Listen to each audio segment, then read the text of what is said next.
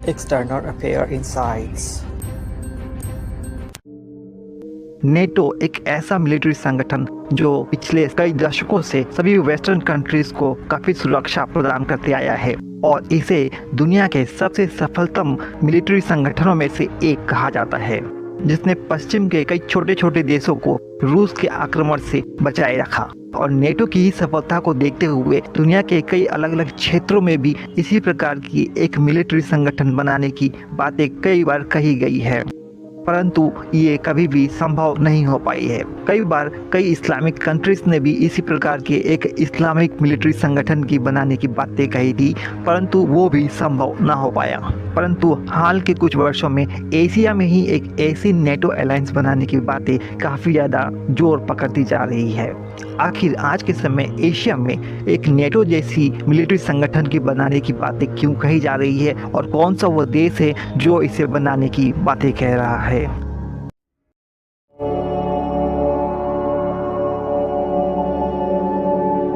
नमस्कार दोस्तों, आप देख रहे हैं एक्सटर्नल अफेयर इनसाइट, जहां पर हम दुनिया में होने वाली अलग अलग जियोपॉलिटिकल इंसिडेंट्स का एक विश्लेषण करके आपके सामने प्रस्तुत करते हैं। इस चैनल पर आने वाली सभी वीडियोस आपके एग्ज़ाम प्रिपरेशन के लिए हेल्पफुल हो सकती है। साथ ही साथ यह इंटरनेशनल रिलेशन और जियोपॉलिटिक्स जैसे इम्पॉर्टेंट टॉपिक्स पर आपकी नॉलेज को एनहांस करने में भी मददगार हो सकती है। तो चैनल पर आप नए हैं तो चैनल को सब्सक्राइब जरूर करें, ताकि यहाँ आने वाली सभी लेटेस्ट वीडियोस आप तक सबसे पहले पहुँच सके। तो आइए फोकस करते हैं आज के इस टॉपिक पर। अगर देखा जाए तो आज के समय इंटरनेशनल वर्ल्ड में जो भी घटित हो रहा है उससे साफ साफ ये देखा जा रहा है कि आने वाले समय में दुनिया के अलग अलग क्षेत्रों में काफ़ी ज़्यादा उथल पुथल बनी रहेगी। और जिस प्रकार से चाइना अपनी मिलिट्री माइट और मिलिट्री वेपन्स को बिल्डअप करते जा रहा है, उससे आसपास के क्षेत्रों में भी काफ़ी ज़्यादा समस्याएं पैदा होने जाएंगी और दिन प्रतिदिन चाइना का दूसरे देशों के खिलाफ अपना एग्रेशन भी बढ़ता हुआ जाएगा। और आज के समय जिस प्रकार से चाइना अपनी मिलिट्री माइट और मिलिट्री वेपन्स को बिल्डअप कर रहा है, उससे आसपास के क्षेत्रों में काफ़ी ज़्यादा समस्याएं पैदा होने जा रही है और आने वाले समय में चाइना के एग्रेशन दूसरे देशों के खिलाफ लगातार बढ़ते ही जाएगी। और इसीलिए एशिया में एक ऐसे मिलिट्री संगठन की बनाने की बातें की जाती रही है जो चाइना के एग्रेशन को रोक सके। हालांकि इस पर लगातार बातें जरूर होती है, परंतु इसे लगातार इग्नोर भी किया गया है। परंतु अभी कुछ महीनों पहले ही जापान के प्रधानमंत्री शिगेरू इशिबा ने यह कहते हुए पूरी दुनिया को चौंका दिया था कि आने वाले वर्षों में जापान इस रीजन में चाइना के एग्रेशन को रोकने के लिए एक एशियन नेटो बनाने पर काम करेगा, यानी एक ऐसा मिलिट्री संगठन जिसमें कई देश एक मिलिट्री अलायंस बनाएंगे और इस मिलिट्री संगठन के यदि किसी भी सदस्य देश पर चाइना आक्रमण करता है तो सभी देश मिल करके उसका जवाब देंगे, कुछ उसी प्रकार से जैसे कि नेटो में किया जाता है। और तभी से ये अटकलें काफ़ी तेज हो गई थी कि क्या भविष्य में ऐसा कोई एशियन नेटो बनेगा या इस पर केवल बातें ही होती रहेंगी। यदि देखा जाए तो शिगेरू इशिबा की बातों को इतनी ज़्यादा गंभीरता से नहीं लिया जाता है, परंतु इशिबा आज के समय जो भी कह रहे हैं ये कहीं ना कहीं भविष्य की आवश्यकता जरूर होगी। इशिबा को जापानीज पॉलिटिक्स में एक आउटसाइडर के तौर पर ही देखा जाता है और इसीलिए उनके विचारों को बहुत ज़्यादा महत्व नहीं दिया जाता है, परंतु वे अपने विचारों को काफ़ी ज़्यादा प्रखरता से रखते हैं, कुछ उसी प्रकार से जैसे कि डोनाल्ड ट्रंप आज के समय अमेरिका में कर रहे हैं। हो सकता है कि आज के समय इशिबा अपने एशियन नेटो जैसे विचार को हकीकत में ना बदल पाए, परंतु कहीं ना कहीं वे भविष्य के लिए इसे काफ़ी ज़्यादा प्रासंगिक बना जाएंगे। इसीलिए आज के इस वीडियो में हम ये समझने का प्रयास करेंगे कि यदि भविष्य में इस प्रकार की एशियन नेटो बनती है तो उसका प्रारूप क्या होगा और कौन कौन से ऐसे देश होंगे जो इसका नेतृत्व करते हुए दिखाई देंगे।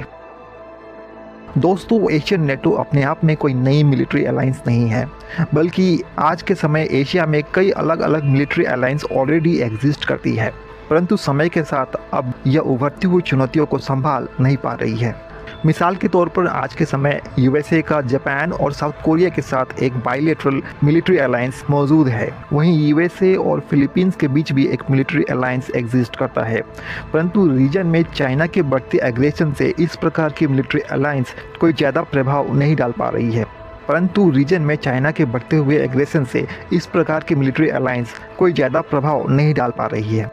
वहीं आज के समय चाइना कहीं से शांत होता हुआ नहीं दिखाई दे रहा है और उसके एग्रेशन लगातार बढ़ते ही जा रही है और शायद इसीलिए भविष्य में एशियन नेटो ही एक प्रमुख विकल्प बनकर के सामने आ रहा है। यदि भविष्य में इस प्रकार का कोई एशियन नेटो उभर करके सामने आता है तो उसमें Japan, south Korea, Australia, Vietnam और फिलीपींस जैसे देश प्रमुख हो सकते हैं। परंतु प्रश्न यह उठता है कि क्या भविष्य में बनने वाले इस प्रकार के एशियन नेटो जैसे मिलिट्री अलायंस में भारत शामिल होगा भी या नहीं। यदि बीते वर्षों में भारत के रुख को देखा जाए तो इससे यही समझ में आ रहा है कि आने वाले वर्षों में भारत ऐसे किसी भी मिलिट्री अलायंस का हिस्सा नहीं बनना चाहेगा और भारत चीन की चुनौती को स्वयं ही निपटना पसंद करेगा। ऐसे में भारत की अनुपस्थिति में इस प्रकार की मिलिट्री अलायंस में नेतृत्व को प्रदान करने का काम जापान जैसे देशों के सामने ही होगा। हालांकि भविष्य में ऐसे किसी भी मिलिट्री अलायंस के बनने का मुख्य कारण सभी देशों का एक स्वतंत्र निर्णय लेने का प्रावधान ही होगा, क्योंकि वर्तमान में आज भले ही ये सभी देश यूएसए के साथ एक मिलिट्री अलायंस में ज़रूर है, परंतु इस प्रकार के मिलिट्री अलायंस में वे स्वतंत्र रूप से कोई निर्णय नहीं ले पाते हैं और इसीलिए भविष्य में एशियन नेटो ही एक आवश्यकता दिखाई देती है। ऐसे में क्या यूएसए एशियन नेटो के पक्ष में होगा या इसके विपक्ष में? आने वाले भविष्य में साफ साफ ये देखा जा रहा है कि यूएसए एशिया में चाइना को कंटेन करने के लिए इस प्रकार की मिलिट्री अलायंस को और ज़्यादा महत्व ही देता हुआ दिखाई देगा और यहाँ तक कि यूएसए आने वाले समय में स्वयं के रिसोर्सेज को इंडो पैसिफिक क्षेत्र में खर्च करने से बचेगा। ऐसे में यूएसए भी भविष्य में इस प्रकार के बनने वाली एशियन नेटो के पक्ष में ही दिखाई देगा और ज़रूरत पड़ने पर वो अपनी मिलिट्री एक्सपर्टाइज भी प्रदान करना चाहेगा। इस प्रकार के मिलिट्री अलायंस में हाईटेक और कटिंग एज मिलिट्री वेपन्स को प्रदान करने का काम जापान और साउथ कोरिया जैसे देशों के पास होगा, तो वहीं एशियन नेटो जैसी मिलिट्री अलायंस में एक्टिव मिलिट्री और मिलिट्री पर्सनल को प्रदान करने का काम वियतनाम और फिलीपींस जैसे देशों के ऊपर निर्भर करेगा। यानी कि एशियन नेटो की आर्मी में सबसे ज़्यादा संख्या वियतनामी और फिलीपीन की लोगों की होगी। साथ ही साथ इसमें ऑस्ट्रेलिया भी लॉजिस्टिक सपोर्ट प्रदान करता हुआ दिखाई देगा और रेयर अर्थ एलिमेंट्स के सप्लाई चेन में एक अहम भूमिका निभाएगा। हालांकि इस प्रकार की एशियन नेटो की संभावना निकट भविष्य में तो दिखाई नहीं दे रही है और जैसे जैसे रीजन में चाइना का अग्रेशन बढ़ते जाएगा वैसे वैसे ही एशियन नेटो जैसे विचार की प्रासंगिकता बढ़ती जाएगी। बाकी आपका इस मामले पर क्या मानना है? क्या भविष्य में बनने वाले इस प्रकार के एशियन नेटो जैसे मिलिट्री अलायंस में भारत को भी हिस्सा लेना चाहिए या फिर भारत को ऐसे किसी मिलिट्री अलायंस से दूर रहना चाहिए? आपके इस विषय में जो भी विचार है आप कमेंट बॉक्स में ज़रूर बताएं। हम जानना चाहेंगे कि इस विषय में आप क्या सोचते हैं। और हाँ, यदि आपको हमारे ये विश्लेषण पसंद आता है तो आप हमारे चैनल को सब्सक्राइब ज़रूर करें। और हाँ, यदि आपके कोई सुझाव हो या फिर कोई ऐसे टॉपिक्स हो जिस पे हमें विश्लेषण करना चाहिए तो आप हमें कमेंट बॉक्स में बता सकते हैं। आज बस इतना ही। हमारे साथ अंत तक जुड़ने के लिए बहुत बहुत धन्यवाद। जय हिंद, जय भारत।